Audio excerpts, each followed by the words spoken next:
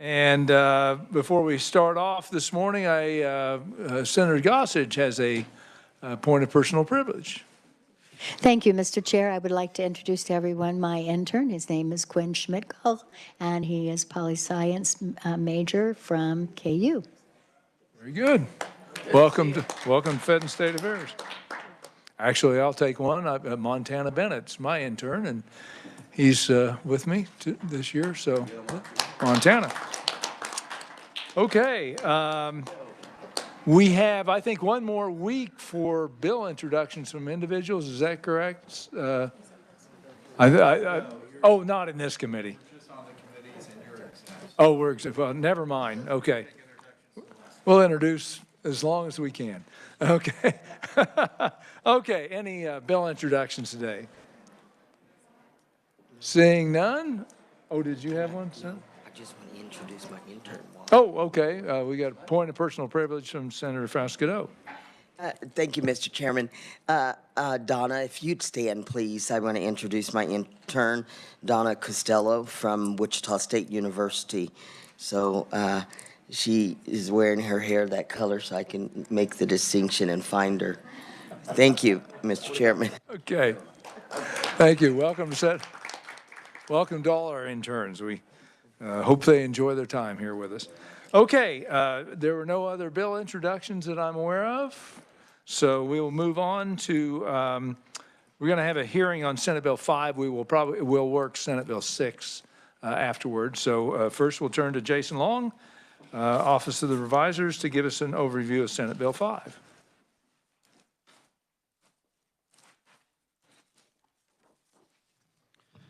Thank you, Mr. Chairman, members of the committee. Senate Bill 5 is very similar to a bill that was introduced into this committee last year. The bill amends one statute, 25-2436, which was enacted a few years ago.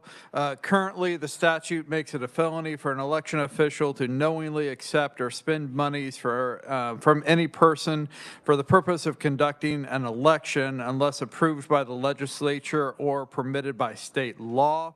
There are a couple exemptions in terms of payment of fees or assessed charges to an election official as permitted by law, and campaign contributions for a candidate for the office of county clerk. So there would be some allowances for acceptance of monies by a county election official or election official in those limited circumstances. Otherwise, receipt of monies from private persons or other entities for conducting elections is prohibited under the statute.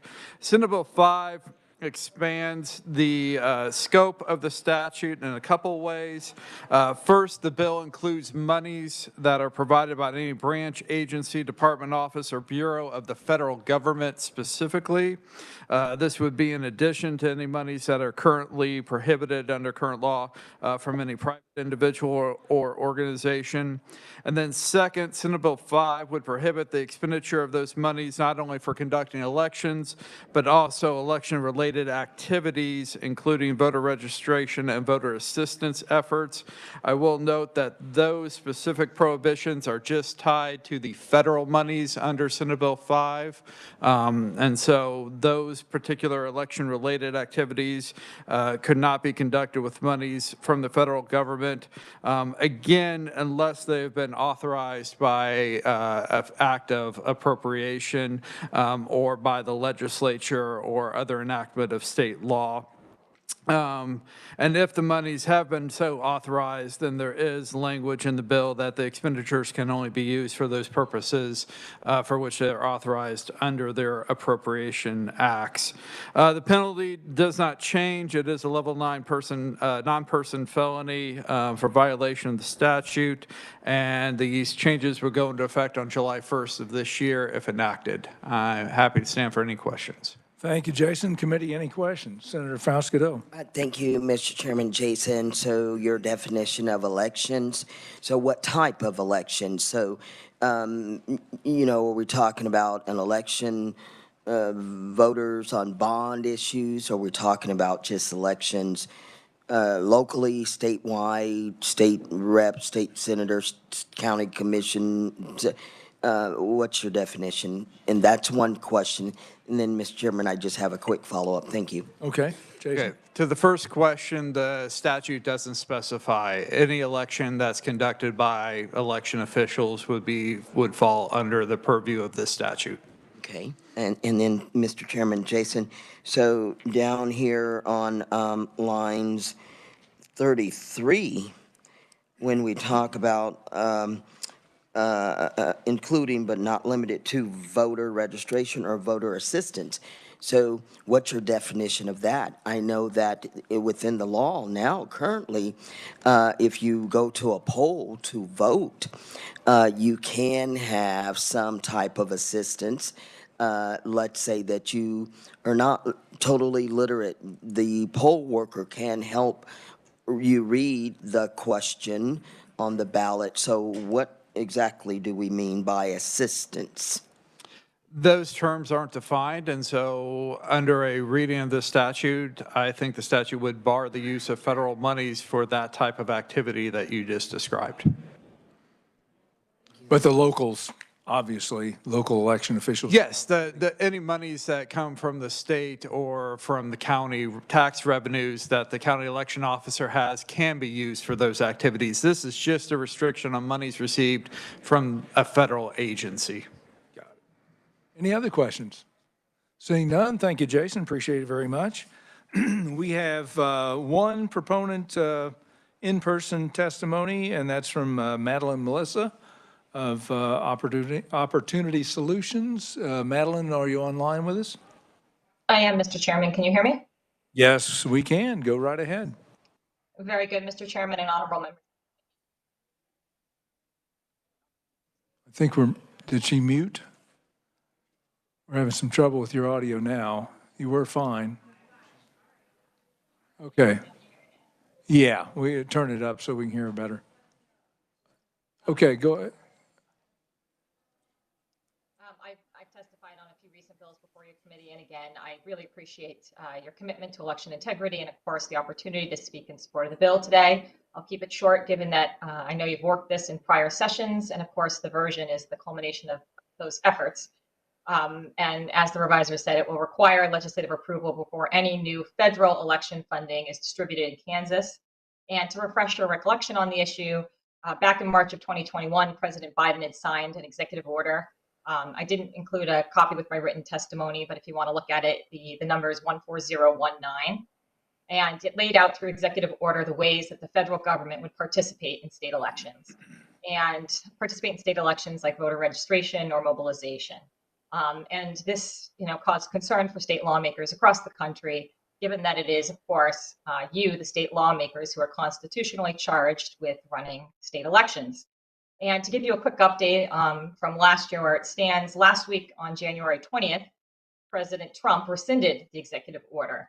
So his executive action last week actually stopped the use of any federal funding for agencies. But regardless, I'll say, why this is still relevant for your committee is, just regardless of the politics, I would say, federal resources and funding should be approved by you, the state legislature.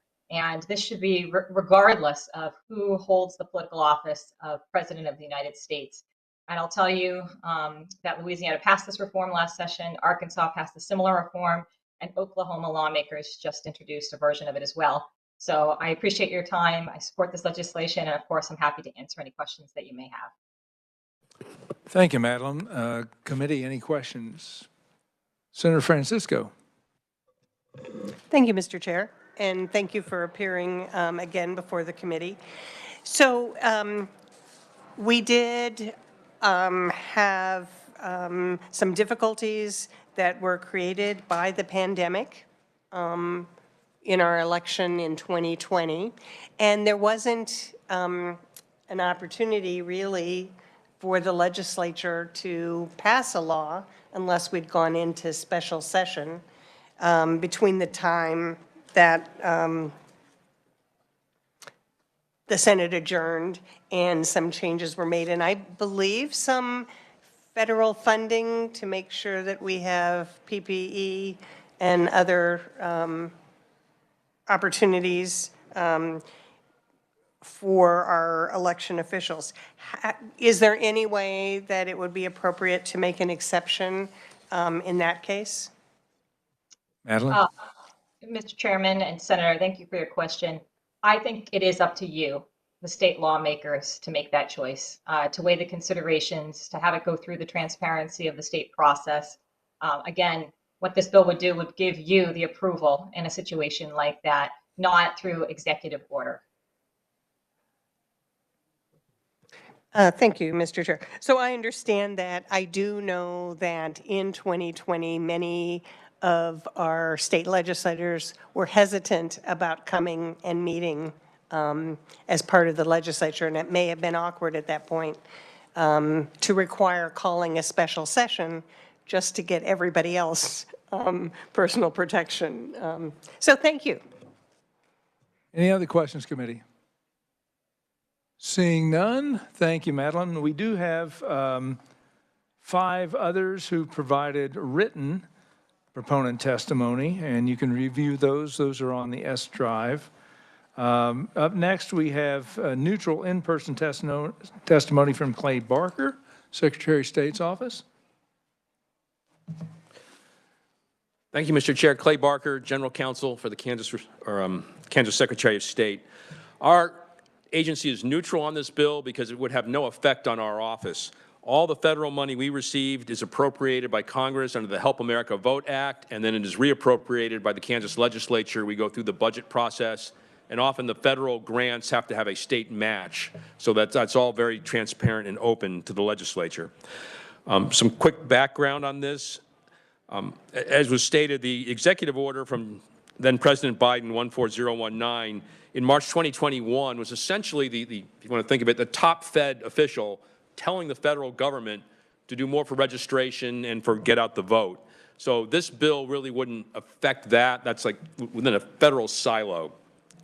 Sometimes this bill is also confused with Governor Kelly's MOU with a variety of other groups that was negotiated in late 2019, signed in 2021, but in 2020, as part of that, there was a large mailing of voter registration forms. DCF sent out 150,000, KDHE sent 127,000, and that was again in a silo of the top state executive telling the state what to do, and that was because they were concerned with COVID that the state wasn't fulfilling its obligations under the National Voter Registration Act. So that's, again, like a state silo. So what this bill prevents is federal money going to the state, a state agency that was not appropriated by the legislature. And an example of that, to illustrate it, is the federal government gives a mental health grant to a county, but there's nothing about elections in the grant. Then the county takes it and says, public and civic participation is good for mental health, therefore we are going to use this money to push voter registration. So now it goes from a non-specific to an election function.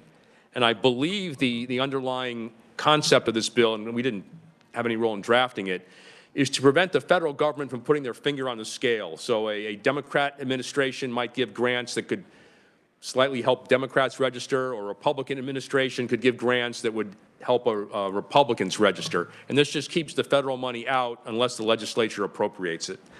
And as a last point, we interpreted this, and I'm not an expert on this security part, but law enforcement sometimes gets federal grants with a provision that 3% or 5% must go for election security.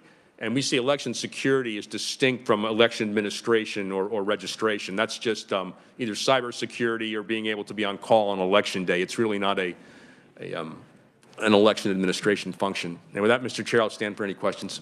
Okay, thank you, Clay. Committee, any questions? Oh, Senator Fasquedo. Thank you, Mr. Chairman. Clay. So the funds that we receive from the federal level, and then you kind of disseminate it out to certain counties.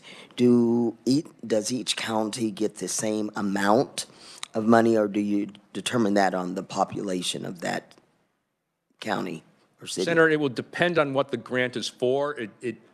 When we had COVID money, we based it on the number of potential voters in the county, roughly proportional to that, except we had a ceiling and a floor for small counties and large counties. For security money, we just asked the counties to give us their estimate of what it would take to get them up to the standards and the new regulations. And most counties took advantage of that. Some needed more money than others. That was really based on their needs. We reviewed it carefully and then issued money for that. And then there, the county had to match part of it. So it depends on what the purpose of the money's for. Any other questions? Senator Francisco. Thank you, Mr. Chair. Thank you, Mr. Barker. Do you know, did the state of Kansas get some additional federal money during that COVID relief period? I just want to make sure if I'm questioning that it might have happened or could have happened. Yes, Senator, it was called CARES money, and we were allowed to use it for anything that but for COVID would not have been required for the election. So some of it was whatever the health prevention, the plastic shields people had back then, and hand sanitizer. We also bought drop boxes with it because at the time voters were afraid to go to polling places, but they also didn't trust the post office, and a lot of them were requesting drop boxes, so we bought some of those. And my colleague here, Sandy Tompkins, the two of us were integrally involved in that, getting the county requests, making sure they met legal standards, appropriating the money or granting the money to them. And the legislature also had to appropriate that, although in the end they didn't have to vote for a match because we were able to get rid of the match request because we took advantage of some provisions in the bill so the state didn't have to pay for money, but they did look over how we spent it. So this would not have affected that because there was a state appropriation or allowance? We don't believe this bill would affect it because, one, the federal government appropriated it specifically for elections, and the state legislature also looked at it to make sure it was specifically for elections. This isn't repurposing federal money to something it wasn't intended for or specifically intended for. Any other questions, committee? Seeing none, thank you, Clay. Appreciate it very much. We have no in-person oral testimony against the bill. We do have 3 written opponents, and that, again, is available for review on the S drive. And with that, committee, I think we will close. Yes. Oh, did you have a question? Sorry. Senator Tyson. Before you close, thank you. And it's a question for legislative research. I would like to know the amount of funding that was spent by the departments to mail out those letters for advance ballots, and also what authority they had to mail those letters. Thank you. Elena? Mr. Chair, Senator Tyson, can I ask a clarifying question? Sure, absolutely. Are you asking about the voter registration efforts tied to the MOU with the governor specifically? Okay, we'll see what we can find. And also any of the agencies the federal agencies that may have received money. I don't know how easy that's going to be, but I know, they basically, with that executive order, turned those agencies into voter registration agencies that we felt was not what that, was unappropriated by the legislature for that. So anything you can find in that regard would be helpful as well. Okay, so just to clarify again, two different questions. One related to the MOU with Governor Kelly and voter registration activities at state agencies. And then is the second question a separate question related to the executive order that the Biden administration had put forward and what federal funds were expended? Yes, correct. Connected to that? Correct, because the federal funds, he was encouraging the federal agencies to become voter registration agencies within the state in their offices. So any monies that you can have. Committee, any other questions? Senator Dietrich. Thank you, Mr. Chair. And I just got through one of the written opposition documents, and it's a great question because we talked about this a couple of years ago, and it may be for the Secretary of State's office if Clay is available. Is he still here? Sure, absolutely. So the Help America Vote dollars that come down from the federal government are pretty beneficial to us. Is there anything in this legislation that would prevent us from being able to still access those funds? In our opinion, no, Senator. This would not affect those federal funds at all because appropriated specifically for elections, and then the state legislature relooks that, how we intend to use them. Yeah, and in this case, I think our concern was it was non-specified federal funds that we didn't have a chance to look at in the legislature to appropriate for those uses. Senator Frascado. Thank you, Mr. Chairman. If I may ask Senator Karen Tyson a clarifying question to her request to research. So when we look at the other agencies like DCF, mailing out information, so if I could ask, you know, at the bottom of an application to receive food stamps, et cetera, at the bottom of that application, it automatically has on there, would you like to register to vote? So it's on that application automatically. So it's been on there for at least 50, 60, 70 years that I'm aware of. And I've got an application in my office because I do a lot of things with this particular issue. And so are we talking about those applications that went out automatically to a person who is applying for those DCF benefits? I know that the application was mailed to the person because I couldn't even go see my brother who was dying during COVID. So if we could clarify that question, because if I call DCF and say, I want to apply for benefits, that person would automatically receive an application in the mail, which automatically on that application at the bottom, it says, are you registered to vote? Automatically. So I don't want to confuse the two. No. Thank you, Mr. Chairman. If I could probably answer that very carefully. Yeah, she was talking specifically with that memo of understanding from the governor. With DCF and some of these other agencies, you do have the opportunity to register to vote. So I don't think we're not talking about that. We're talking about the memo of understanding that came out of the governor's office to see what monies were expended, and yeah, Senator Francisco. Thank you, Mr. Chair. I'm hoping that our revisor might be able to confirm that any funds spent on election security would not be affected by this bill because it's election-related activities. And I just think we want to make sure that that understanding that we're receiving from the Secretary of State is in fact the way he thinks it would be interpreted. I believe that's, I don't know if Jason wants to weigh in, but as I read it, voter registration, voter assistance, and that, I mean, we could specify, I suppose, that, any voter security, but we can discuss that. Jason, I don't know if you can weigh in on that or not. Mr. Chairman, members of the committee, the language specifies for any election-related activities, including but not limited to voter registration and voter assistance. With this language, the voter registration and voter assistance is not limiting language, it's simply exemplary language as to what is meant by election-related activities as an example, but election-related activities are not limited just to those two activities, and so a reading of this bill and interpretation could include election security activities as part of the election-related activities that are prohibited without legislative approval for the use of federal monies.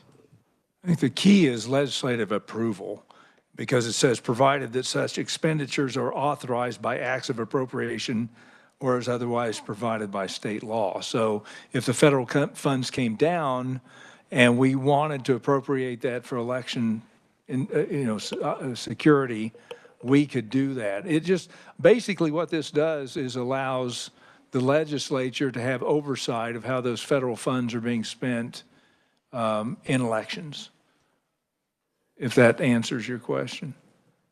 Senator Francisco? It does not, because particularly in the testimony from the the Secretary of State, it says, "It is our understanding that this bill would not affect law enforcement's use of other sources of federal funds that may be used for election security." So I will talk more about that, and I just think if that is something we want to make sure is happening. Absolutely. If we need to add a little bit of language to ensure that the law enforcement can do their jobs, we can certainly discuss that. Thank you. Any other questions, any other discussion? Seeing none, we will close the hearing now on Senate Bill 5. Thank you for that. It was good discussion. Now we're going to turn our attention to working Senate Bill 6, which we heard yesterday on ranked choice voting. And I'll have Jason give us a quick review of Senate Bill 6. Jason? Mr. Chairman, members of the committee, Senate Bill 6 is the bill that prohibits the use of any form of ranked choice voting methods in any elections conducted in the state. It also defines ranked choice voting and nullifies any local ordinance, resolution, or regulation that allowed for ranked choice voting and was adopted prior to July 1st of 2025. Committee, any questions for Jason on that bill? It's a fairly short little bill. Seeing none, are there any amendments? Senator Francisco. Thank you, Mr. Chair. I did ask the reviser to prepare an amendment, and I'll ask him to distribute that.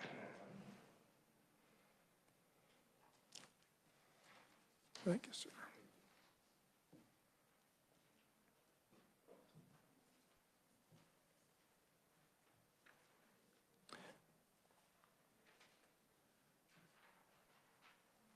And do you wish to explain your amendment or have the reviser do so? I'd be happy to explain the amendment. Okay. This amendment would limit the prohibition on ranked choice voting methods to state elected offices. It's my understanding. Now, and I think Revisor Long agreed that, and pointed out that we cannot really control federal elections. If the U.S. House of Representatives decided that we were going to have ranked choice voting, we would have ranked choice voting whether we had this in our statutes or not. So I'm not sure that we want to weigh in to how those federal elections are run. But I also believe, and as we saw in some of the testimony, that county and other municipal elections should be allowed to be run as those local groups think is appropriate. You know, I know in our municipal elections, we'll have up to 3 candidates. I mean, you can vote up to 3 because we'll have 3 openings in office available in 1 year. So in some ways, that's exactly has the effect of ranked choice voting. You can decide you just want one person and you're going to what they call bullet vote, or you will say, I want to make sure I use all my votes. And it's certainly different, but the fact that those elections are not necessarily one person running against another might mean that they would like to include other methods of voting. So I'll stand for any questions. Any questions for the carrier of the amendment? Senator Gossage. Thank you, Mr. Chair. I would just say from what was just described, that would not be ranked voting, right? Because ranking voting, you would be ranking those 3 people. You could just vote for one, or you could vote for all 3. We see that in school board elections all the time, I know, in Johnson County. And so that would be prohibited with this bill. So I don't feel that the amendment is necessary. Response, Senator Francisco. Thank you, Mr. Chair. I tried to say in my comments that that wasn't an example of ranked choice voting, but it was an example of municipalities having other ways that they want to fill their offices. So again, I believe that's very appropriate for the legislature to determine how we want to handle elections statewide and for state offices, but I don't necessarily feel it's appropriate for us to tell cities and counties how to run their elections. Any other discussion? Any other? Senator Clifford. Thank you, Mr. Chairman. I am sympathetic to cities who have constitutional home rule, but counties do not. They have to follow state statute. So although I'm somewhat sympathetic to this, it's a flawed amendment I can't support. Any other questions, any comments? Senator Francisco. Thank you, Mr. Chair. Would the senator have a change if we simply struck federal and municipal? Would that be something that he could support? Senator Clifford. I'd consider it, but I think my position is that this is a flawed bill overall, but that's another discussion. Thank you, Senator. Any other discussion? Seeing none, you may move your amendment. Thank you, Mr. Chair. I believe this is not necessary because we currently don't allow for this, but I think if we are going to state specifically that we not allow for it, we should limit that to state elections. I move my amendment. Senator Francisco moves. Do we have a second on the amendment? Second by Senator Fausto. Any further discussion? Seeing none, all those in favor say aye. Aye. All those opposed, no. No. The noes have it. The amendment fails, and we're back on the bill. Any further discussions on the bill? Senator Francisco. Thank you, Mr. Chair. I'd like to make a conceptual amendment, if you would allow that, Sure. to just strike federal. Okay. Conceptual amendment to just strike federal. Any discussion? Any questions? Senator Tyson. Thank you, Mr. Chairman. I guess I'd like the revisers to clarify if the feds decided to implement such a system, would we be able to exempt ourselves? Jason?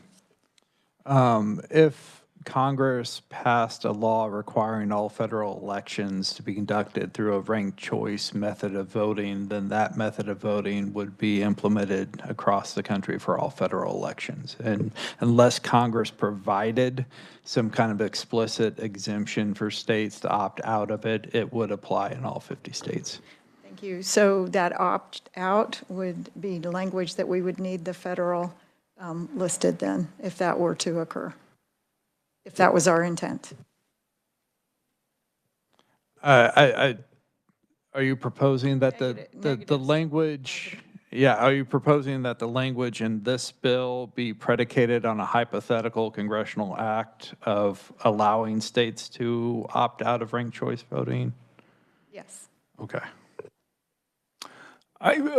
I was reading a little bit on the Fifth Circuit Court of Appeals on a different bill, but in elections down there with regard to the 3-day grace period. And one of the things that they talked about was the federal elections clause, which discussed the delicate balance between federal elections and state elections. And they generally, the default is that the state legislatures handle the elections. And so to me, in this case, we are in absence or silence from the federal government on this particular prescription that we are expressing our legislative will on how to determine our elections. Obviously, the federal government changing things notwithstanding. That's how I read the brief on that particular. It was out of the Fifth Circuit Court of Appeals that I thought was pretty instructive. Any other comments or questions? Senator Gossage? Yes, thank you. When I heard conceptual amendment, I guess maybe I need a clarification, from Jason, if I may, Mr. Chair, because I didn't think of Okay. striking something as being conceptual. It's usually an of or an and or a comma. This case, I believe, is just striking the word federal on line 6. The election or nomination of any candidate to any federal, so it would strike any federal.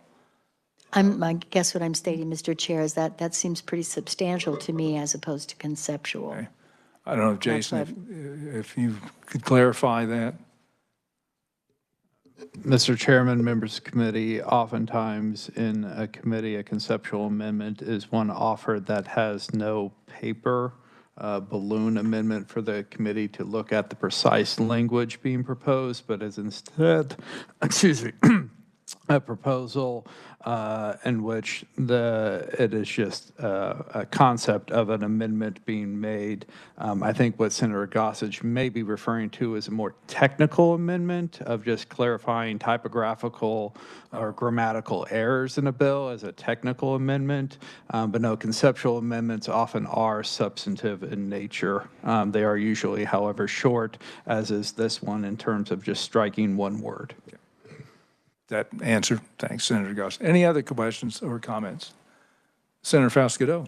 Thank you, Mr. Chairman. So to the carrier of the amendment just made, so just for clarification, so you would exclude the federal level, although leaving in the state and the county in Senate Bill 6. That is correct. The motion would be to just strike federal and the comma. Okay. Any other questions or comments? Seeing none, Senator, you may move your amendment. Thank you, Mr. Chair. I move this amendment. And is there a second? Second by Senator Faust-Godot. So we have a motion by Senator Francisco, second by Senator Faust-Godot to strike federal as a conceptual amendment. Any further discussion? Seeing none, all those in favor say aye. Aye. All those opposed, no. No. The noes have it, and we're back on the bill. Any further discussion on the bill, committee? Senator Clifford. Thank you, Mr. Chairman. I just wanted you to know, for transparency, I'm struggling with this bill. I mean, I've served at the local level for nearly 20 years prior to coming down here to Topeka. And we have constitutional home rule for our cities. I realize, and the Secretary of State's office made it pretty clear why it's a difficult hurdle for a city to go ahead and do a ranked choice vote, but I think it's going to be subject to challenge in the courts because of that flaw in this bill. I recognize the counties have to follow state statute, and we sometimes follow our own rules here in Topeka, but I just want you to be aware of that. I'm still discussing this with a few other senators to see how folks fall on this. Thank you. Thank you, Senator. Senator Tyson. Thank you, Mr. Chairman. I hear that term bantered around a lot, home rule, and don't the cities exist because of state statute? Senator Clifford, or actually, the reviser Cite. would, yes, the revise. Let's turn it over to our legal expert, Senator, or Jason. Sorry, I demoted you for a second, Jason. Oh. Mr. Chairman, members of the committee, cities are incorporated under state law. There is constitutional home rule powers that cities may exercise with respect to non-uniform statutes. I believe it is the Secretary of State's understanding, and it is my understanding, that the statute requiring the winner of the plurality of an election to be declared the winner of the election is uniform in its application, so that it would be difficult for city to argue to opt out of that under its constitutional home rule powers. However, that argument could be made, and the city could try to impose a ranked choice voting method with respect to its own municipal elections within its jurisdiction. Again, it would be a significant legal hurdle for a city to do so. Senate Bill 6 would propose, I believe, to quash even that attempt by declaring uniformly that such methods of voting are prohibited by state law. Thank you, Jason. Any further questions or discussion? Are there any motions on this bill? Senator Blue? Thank you, Mr. Chair. I move that we pass out Senate Bill 6 favorably for passage. Is there a second? Second by Senator Murphy. Any discussions?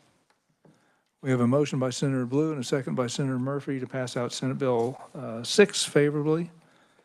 All those in favor say aye. Aye. All those opposed, no. No. The ayes have it. Senate Bill 6 is heading to the Senate floor. That is all we have for today, committee. Thank you so much for your work and great discussion.